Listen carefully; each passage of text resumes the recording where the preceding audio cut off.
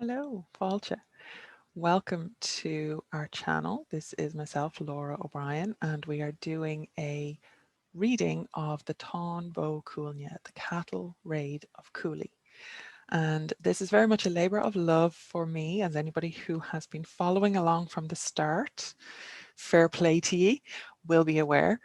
And I really hope you're not getting sick of it or sick of the sound of me as we go through it, because it is a really, really long, it is an epic adventure. And I believe epic is the correct term there because it probably would have originally been in poetry. So I use that term quite conscientiously.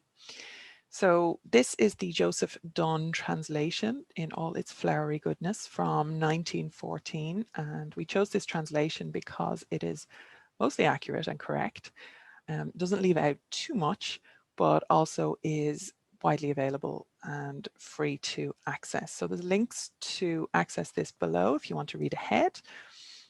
Make sure that you go back to the playlist if this is your first episode with us.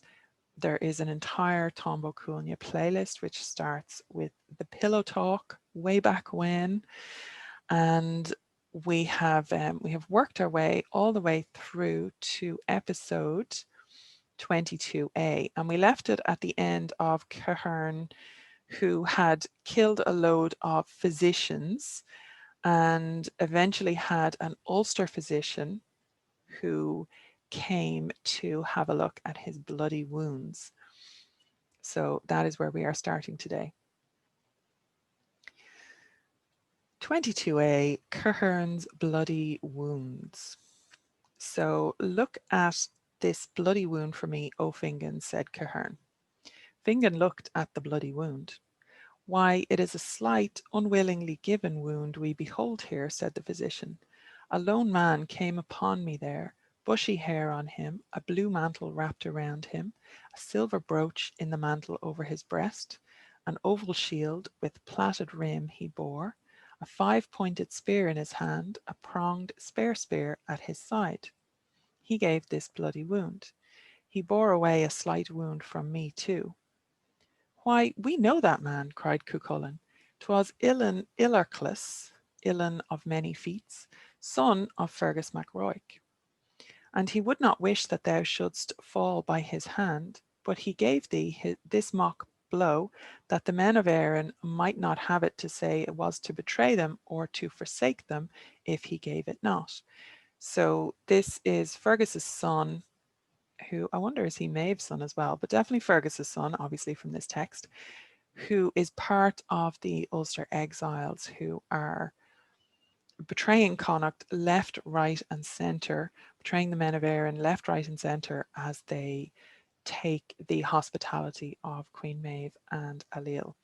So this is Cethern is an Ulsterman.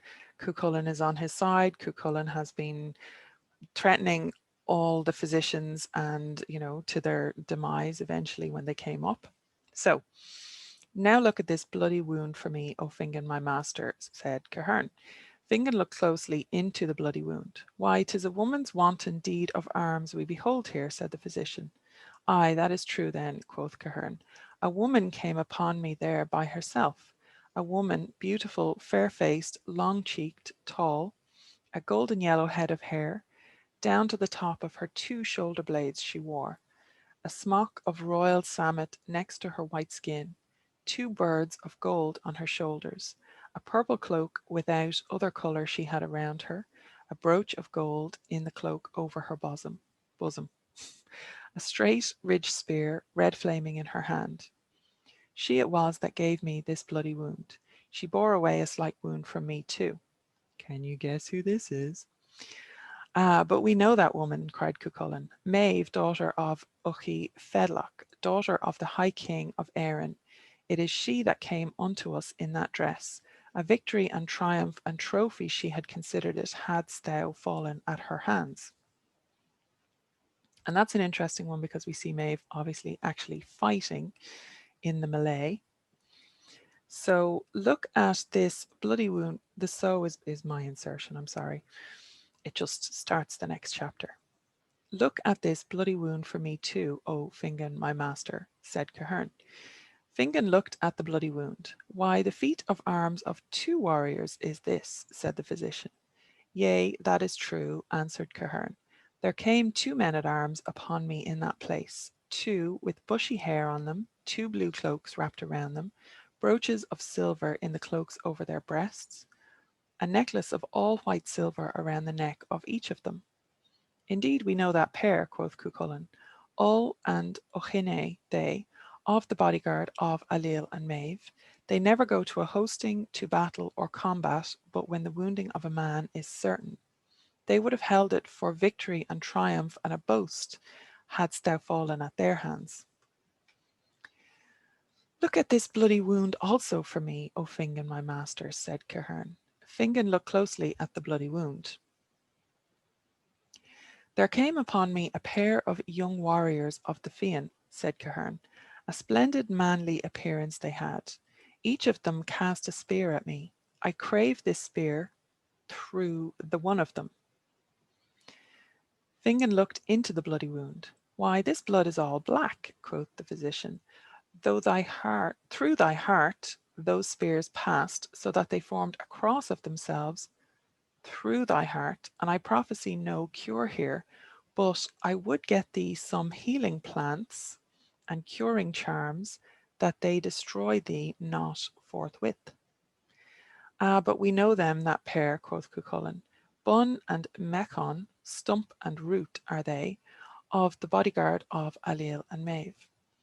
It was their hope that thou shouldst fall at their hands. So we have at least one deadly wound here, and Cethern does not seem to be punching this physician's brains so that they leaked. Oh, what was it? Leaked out of his ears. I can't remember what the exact quote was. Sorry, but it's in the previous episode, and it was quite funny. And the seams of his skull.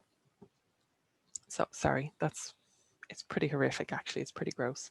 But the turn of phrase was amusing. Look at this bloody wound for me, O Fingon, my master, said Cethern. Fingon examined the bloody wound. Why, it is the red rush of the 2 sons of Cuailnge, the king of the woods, that is here, said the physician. Aye, 'tis so, replied Cethern. There attacked me there 2 fair-faced, dark-browed youths, huge, with diadems of gold on their heads, 2 green mantles folded about them, 2 pins of bright silver on the mantles over their breasts, 2 5-pronged spears in their hands. Why, near each other are the bloody wounds they gave thee, said the physician. Into thy gullet they went, so that the points of the spears struck one another within thee, and none the easier it is to work thy cure here. We know that pair, quoth Cuchulainn. Noble youths of Maeve's great household, Brohan and Bridney, are they, 2 sons of Chora Síolcha, the king of the 3 lights. That is, the 2 sons of the king of the woods. Didn't we say that already? It had been victory and triumph and a boast for them, hadst thou fallen at their hands. Look at this bloody wound for me too, my good Fingon, said Cethern. Fingon looked into the bloody wound. The joint deed of 2 brothers is here, said the physician. 'Tis indeed true, replied Cethern. There came upon me 2 leading king's warriors, yellow hair upon them, dark grey mantles with fringes wrapped around them, leaf-shaped brooches of silvered bronze in the mantles over their breasts, broad grey lances in their hands. But we know that pair, quoth Cuchulainn.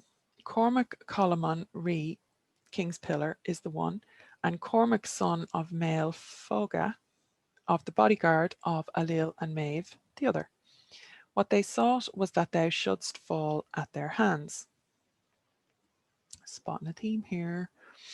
Look at this bloody wound for me too, O Fingon, my master, said Cethern. I'm quite upbeat today, and this is like quite grim, so obviously my tone doesn't match the content, but I'm feeling pretty good today, so that's why. So apologies, maybe, I guess. Anyway, Fingon looked into that bloody wound. The assault of 2 brothers is here, said the physician. Ay then, 'tis true, answered Cethern. There came upon me two tender youths there. Very much alike were they. Curly dark hair on the one of them, curly yellow hair on the other. Two green cloaks wrapped around them, two bright silver brooches in the cloaks over their breasts, two tunics of smooth yellow silk next to their skin, two white-hilted swords at their belts, two bright shields having the likenesses of beasts in white silver they bore, two five-pronged spears with veins of all white silver in their hands. But we know that pair, quoth Cuchulainn, Main like to his mother, and Main like to his father, two sons of Ailill and Maeve, and it would be matter of victory, triumph, and boasting to them, hadst thou fallen at their hands. Aside, Maeve and Ailill had 7 sons who, they may have had more, but they had 7 sons specifically who Maeve renamed Main. So there were various Mains, like his mother liked his father, etc., etc. And the reason for the renaming was because there was a Druid prophecy which stated that Main would kill Conchor. So that's Conor MacNessa of the Ulster King. So Maeve took a gamble and renamed all of her sons Main. So look at this bloody wound for me too, O Fingon my master, said Cethern. There came upon me a pair of young warriors there, a brilliant appearance, stately, tall, and manlike they had, wonderful garments from faraway countries upon them. Each of them thrust the spear he had at me. Then I thrust this spear through each of them. Fingon looked into the bloody wound. Cunning are the bloody wounds they inflicted upon thee, said the physician. They have severed the strings of thy heart within thee, so that thy heart rolls around in thy breast like an apple in motion, or like a ball of yarn in an empty bag. Wow. And there is no string at all to support it, and no healing can I effect here. Okay, so I'm not sure how Cethern is still alive if his heart is rolling around in his chest like a ball of yarn in an empty bag. But there you go. It's probably not the weirdest thing in the Táin. But we know those twain, quoth Cuchulainn, a pair of champions from Norway who had been sent particularly by Ailill and Maeve to slay thee. For not often does one ever issue alive from their combats, and it would be their will that thou shouldst fall at their hands. Look upon this bloody wound for me too, my good Fingon, said Cethern. Fingon looked at that bloody wound. Why, the alternate woundings of a son and his father we behold here, answered the physician. Yea, it is so, quoth Cethern. Two tall men, red as torches, came upon me there, the diadems of burnished gold upon them, kingly garments they wore, gold-hilted, hammered swords at their girdles, with scabbards of pure white silver, with supports of mottled gold outside upon them. But we know that pair, quoth Cuchulainn. Ailill and his son are they, Main that embraces the traits of them all. So this is a third Main. They would deem it victory and triumph and a boast shouldst thou fall at their hands. So Ailill is taken to the field as well, or did take to the field to have a go at Cethern. Thus far the bloody wounds of the Táin. Now, so a little bit more. So we're going to just keep going with this and just do this episode in this video. Speak, O Fingon, prophetic physician, spake Cethern, son of Fintan, what verdict and what counsel givest me now? This verily is what I say to thee, replied Fingon, the prophetic physician. Do we know that he's a prophet at this point, or has prophetic insight at least? Count not on thy big cows for yearlings this year, for if thou dost, it is not thou that will enjoy them, and no profit will they bring thee. This is the judgment and counsel the other surgeons did give me, and certain it is it brought them neither advantage nor profit, and they fell at my hands, and none the more will it bring thee advantage or profit, and thou shalt fall at my hands. And he gave Fingon a strong, stiff kick with his foot, and sent him between the chariot's two wheels. "Oh, but vicious is the kick from the old warrior," cried Cuchulainn. Hence from this saying the name Uachtar Lua, the height of the kick, in the land of Ross from then until this day. So this is the Nianachus lore, and Cethern has died, maybe? No, hasn't died. He just got a kick for his trouble and his honesty.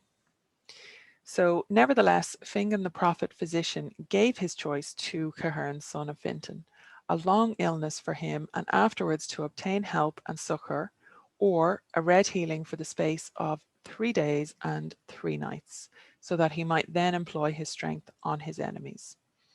So the choice is to be in bed for a long time, and afterwards you'll be healed enough to maybe not die. And the other choice is a red healing surgery, maybe, for the space of 3 days and 3 nights. So a short-term fix that will allow you to get up and beat the shite out of your enemies again. What Cethern, son of Fintan, chose was a red healing for the space of 3 days and 3 nights. Fucking surprise there, not. To the end that he might then vent his anger and strength on his enemies. For what he said was that there would not be found after him anyone he would rather have vindicate or avenge him than himself. So this right here is a prime illustration of why the Táin Bó Cúailnge is an epic lesson in what not to do. So between killing the physicians that are trying to help you and telling you the truth, or kicking them in this case, or choosing the victorious warrior's vengeance to avenge himself, but you're only going to be alive for 3 days. So anyway, toxic masculinity. It really is a lesson in toxic masculinity, the whole thing. So thereupon Fingon the prophetic physician asked of Cuchulainn a vat of marrow wherewith to heal and to cure Cethern, son of Fintan. Cuchulainn proceeded to the camp and entrenchment of the men of Erin, and whatsoever he found of herds and flocks and droves, there he took away with him. And he made a marrow mesh of their flesh and their bones and their skins. And Cethern, son of Fintan, was placed in the marrow bath till the end of 3 days and 3 nights. And his flesh began to drink in the marrow bath about him, and the marrow bath entered in within his stabs and his cuts, his sores and his many wounds. Thereafter he arose from the marrow bath at the end of 3 days and 3 nights. It was thus Cethern arose with a slab of the chariot pressed to his belly, so that his entrails and bowels would not drop out of him. So, and then the marrow bath maybe sealed up his, temporarily sealed up his cuts and his wounds with some sort of jelly substance, maybe? Who the fuck knows? So that was the time when his wife came from the north, from Dún dá Ben, the fort of the two gables, and she brought his sword with her, even Finna, daughter of Uchi. Cethern, son of Fintan, seized his arms and proceeded to attack the men of Erin. But this is to be added. They sent a warning before him. Ithal, physician of Aliel and Maeve, had remained as one dead of the great stun from the blow of Cethern among the bodies of the other physicians for a long space in time, and he, the physician that had alone escaped from Cethern, brought the alarm to the camp. So Ithal from the previous episode was only stunned or maybe in a coma or something and presumed dead, but his brain had not leaked out of the seams of his skull, and he was able to wake up after a couple of days and bring the alarm back to the camp. So hark ye, men of Erin, shouted the physician. Cethern, son of Fintan, comes to attack you, now that he has been healed and cured by Fingon the prophetic physician, and take ye heed of him. Thereat the men of Erin, in fear, put Ailill's dress and his golden shawl and his regal diadem on the pillar stone in Creek Ross, that it might be thereon that Cethern, son of Fintan, should first give vent to his anger on his arrival. So they dressed up a stone as the king.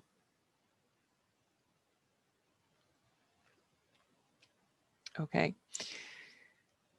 Cethern is either in such a rage that he's not thinking at all, or he is not the smartest cookie at the picnic. So soon Cethern saw those things, namely Ailill's dress and his golden shawl, around the standing stone in Crickross, and he, being unaware and witless, conceived it to be Ailill himself that was in it. And he made a rush at it like a blast of wind, and craved the sword through the stone pillar till it went up to its pommel. Deceit is here, cried Cethern, son of Fintan, and on me ye have worked this deceit.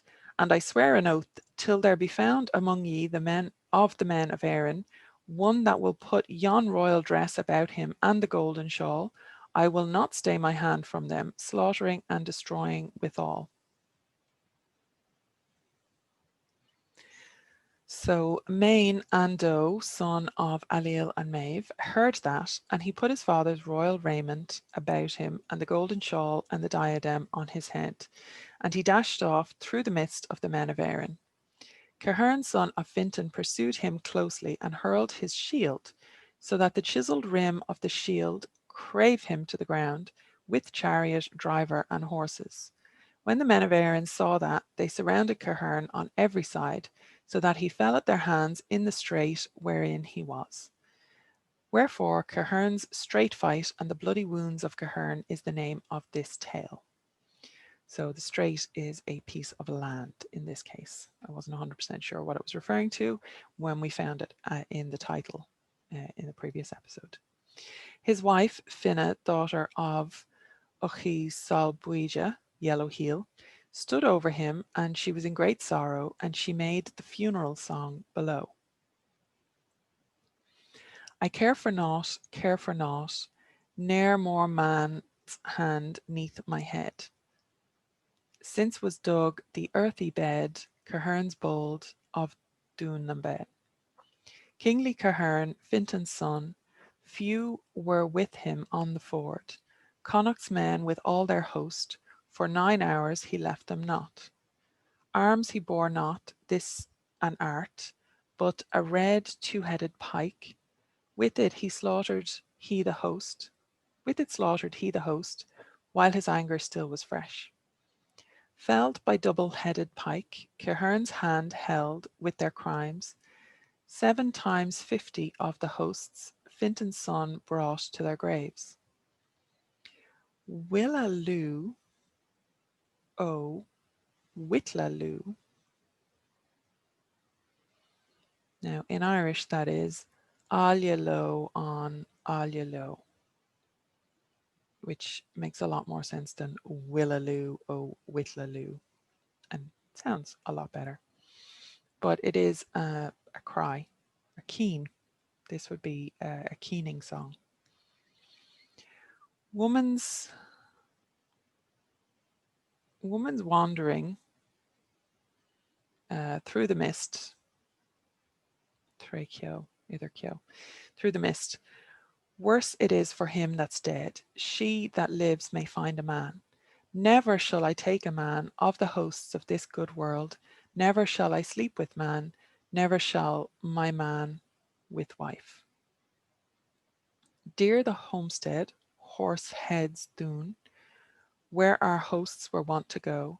Dear the water, soft and sweet. Dear the isle, Isle of the Red. Sad the care, oh sad the care, Coolnge's cow raid brought on me. Cethern, Fintan's son, to Keene. Oh, I was right, Conna, Keening. Oh, that he had shunned his woe. Great the doings, these oh great, and the deed that here was done. I bewailing him till death, him that has been smitten down. So bewailing again is Conna, which is keening. Cuina would be the modern Irish for crying, and Cuailnge is,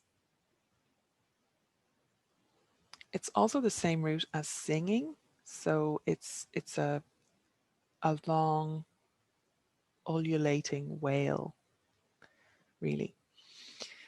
Difficult to describe. We do have a class on keening, Keening, from our 2019 conference if you want to go and have a little look. And it's more about the modern relationship with keening, but definitely go and check it out if you're interested in that. Anyway, Finna, his daughter, I, found a fight of circling spears. Had my champion had his arms, by his side a slaughtered heap. So thus ends the funeral song, Marvna. Marvna in Irish, funeral song of Finna, daughter of Uki Salvige. That is quite an interesting song, definitely. And I find it very, very fascinating that as close to an original Keening song as we might have is recorded here in the Táin. So we will get to 22b next time. And for now, we are going to leave the Táin Bó Cúailnge. Make sure that you check out the full playlist. It's linked below along with loads of other good stuff. And please subscribe to the channel and like this video and even share the playlist if you know people who might be interested in listening to the Táin Bó Cúailnge and connecting to it through native source material. Okay, Gura Magat and Slán go Fóill, and I will see you in the next video.